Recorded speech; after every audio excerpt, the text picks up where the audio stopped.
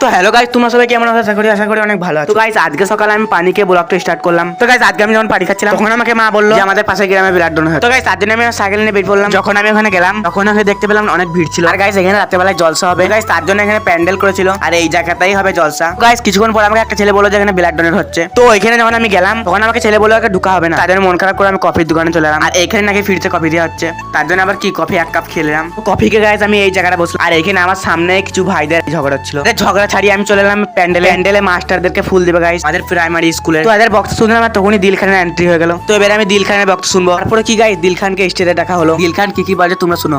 কিছু খাবে মানে আমরা খুব উপকৃত হতে ভালো লাগবে। আমরা একটা মানুষ বলেছি দুধ দিয়ে খাই। দিল খানের বক্তব্য শুনে আমি চলে গেলাম বাড়ি। আর বাড়িতে এবার আমি শুধু করবো গোসল। আর গোসল করে আমি নামাজ পড়বো। আর নামাজ পড়ে জলসা শুনতে হবে। গাইস কিছুক্ষণ পরে আমি নামাজ পড়ে রেডি হয়ে গেছি। এবারে যাবো গাইস আমি জলসা। আর গাইস হ্যাঁ তোমরা যদি ভিডিওটা ডিটেলসে দেখতে চাও তাহলে আমার চ্যানেল থেকে ঘুরে চলে আসো। আর হ্যাঁ গাইস আমি জলসা শুনি আর তোমরা সবাই ভিডিওটা লাইক